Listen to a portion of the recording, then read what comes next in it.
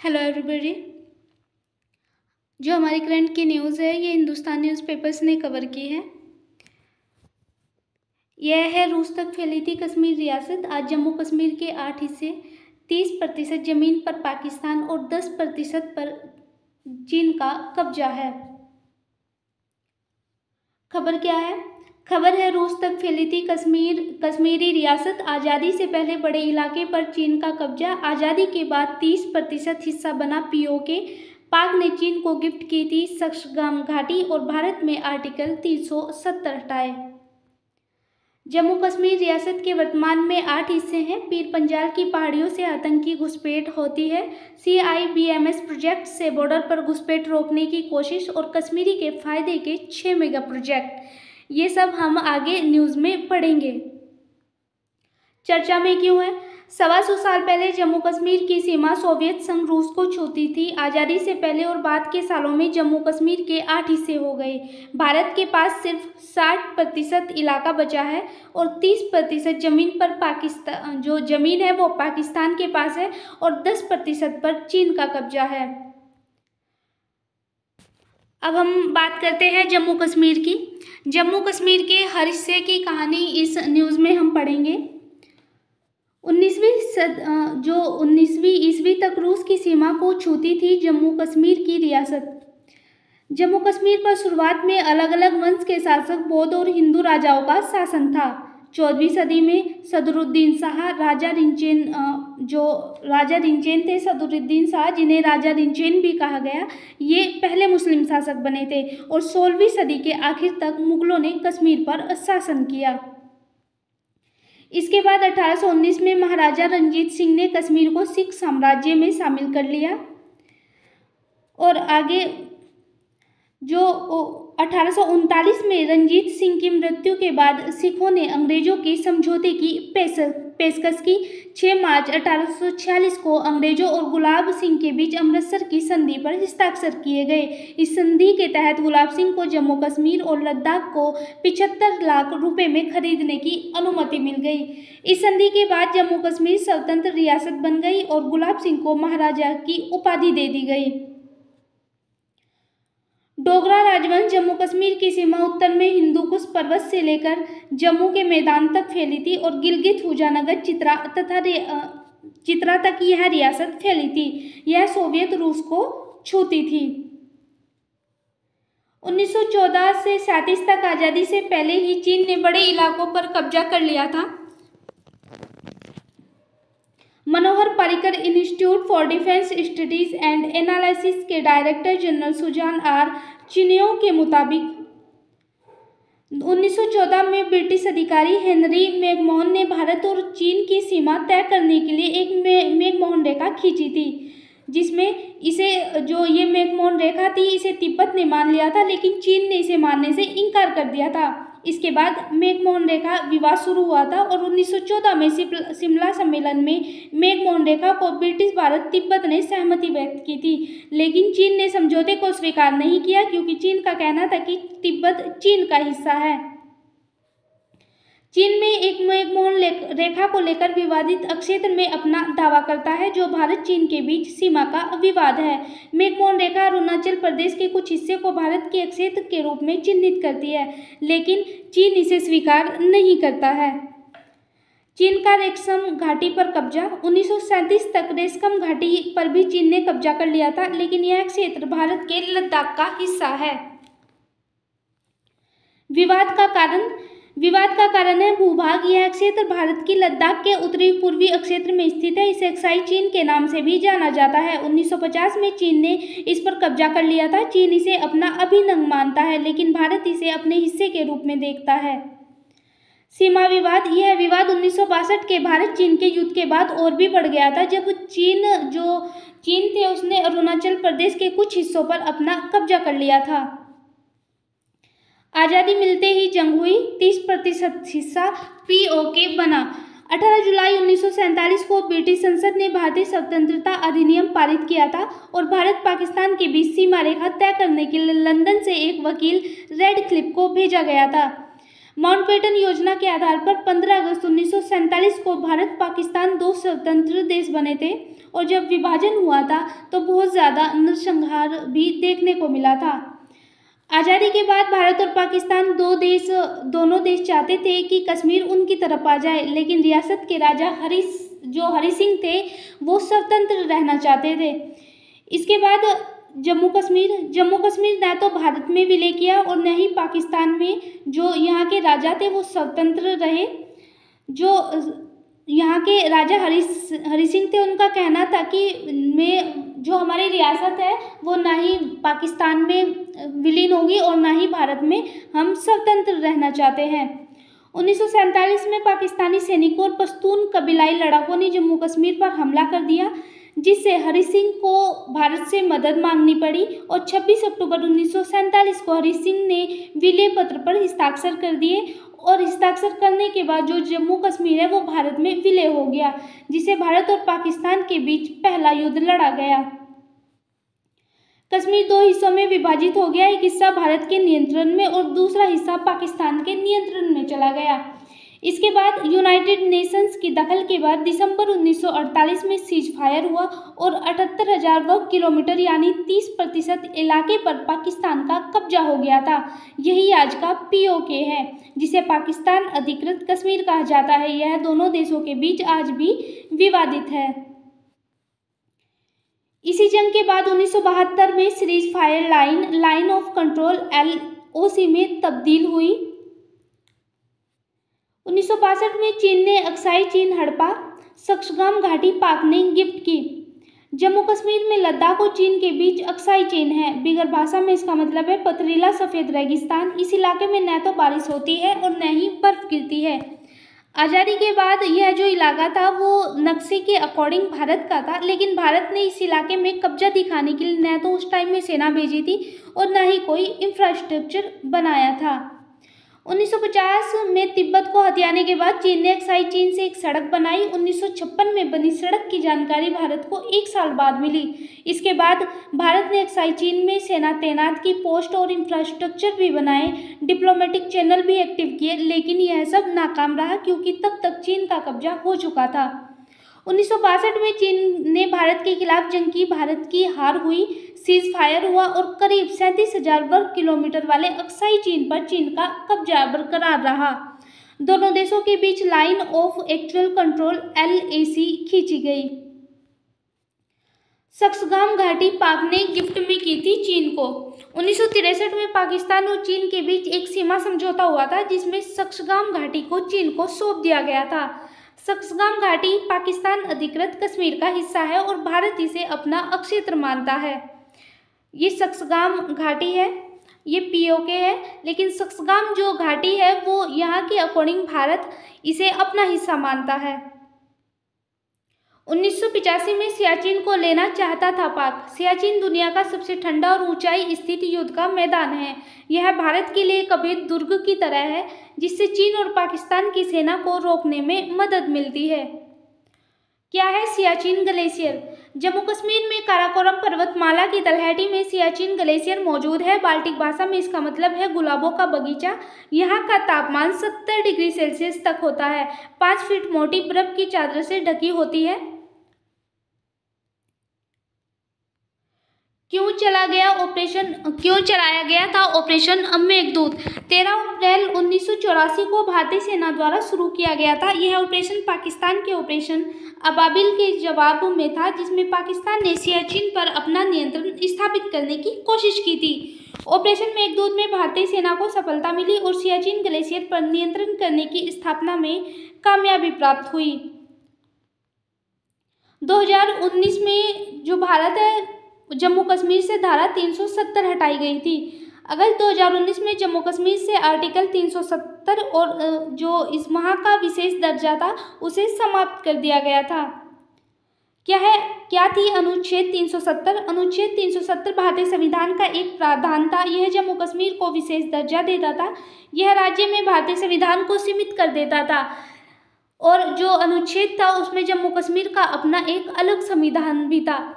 अगर यहाँ पे कुछ बदलाव करना होता था तो राष्ट्रपति के पास यह ताकत थी, परंतु अगर कोई बदलाव करना पड़ता था तो पहले यहाँ की जो राज्य सरकार थी उससे सहमति लेनी पड़ती थी।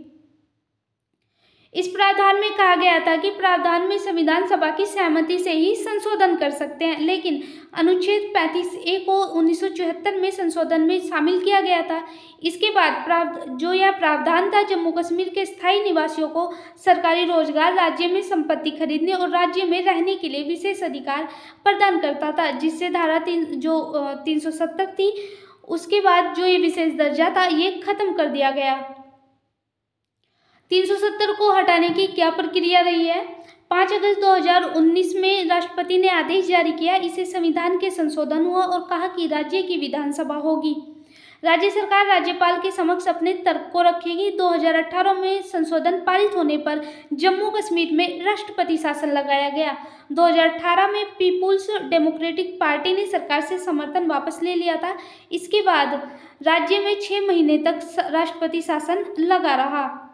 संशोधन के लिए राष्ट्रपति को राज्य विधानमंडल की सहमति की जरूरत थी। राष्ट्रपति शासन के कारण विधानमंडल की सहमति संभव नहीं थी। इस आदेश ने राष्ट्रपति ने केंद्र सरकार को अनुच्छेद 370 में संशोधन की ताकत दे दी और अगले ही दिन राष्ट्रपति ने एक और आदेश जारी किया।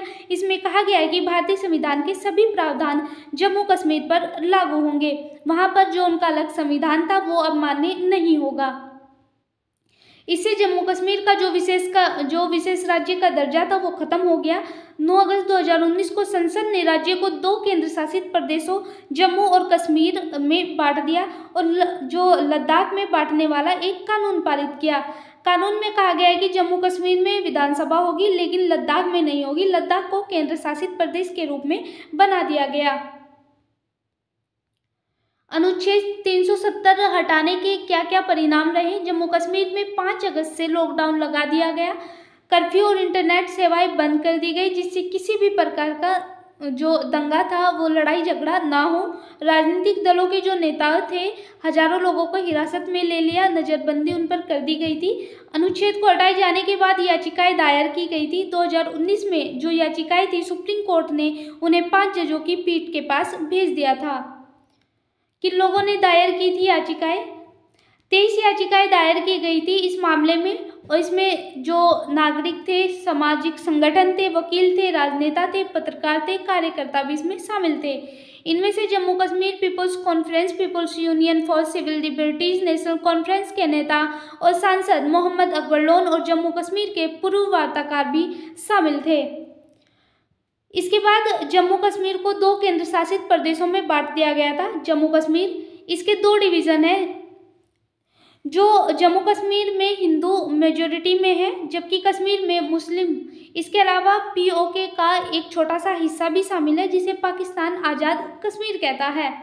इसके बाद लद्दाख यह बहुत बहुल क्षेत्र है जो चीन और पाकिस्तान दोनों से सटा हुआ है। इसमें POK, गिलगित, सक्सगम घाटी, सियाचिन और अक्साई चीन का इलाका शामिल है। आज़ादी के वक्त की जम्मू कश्मीर रियासत के फिलहाल 8 हिस्से हैं। भारत के हिस्से वाला जम्मू कश्मीर के जो केंद्र शासित प्रदेश है, भारत के हिस्से वाला लद्दाख ये केंद्र शासित प्रदेश है। 1947 से पहले जम्मू कश्मीर रियासत के कब्जे वाले हिस्से को अंग्रेजों ने चीन को दे दिया था और जो POK का बचा हिस्सा वो पाकिस्तान आज़ाद कश्मीर कहता है। और इसके आगे का जो था वो था अक्साई चीन, जिस पर चीन ने 1962 की जंग में अपना कब्जा कर लिया था। 1963 में पाकिस्तान ने POK का छोटा सा हिस्सा चीन को अवैध तरीके से तोहफे में दे दिया गया था। और जो नंबर 8 का था वो था भारत के हिस्से वाला सियाचिन ग्लेशियर, जिस पर भारत का कब्जा है।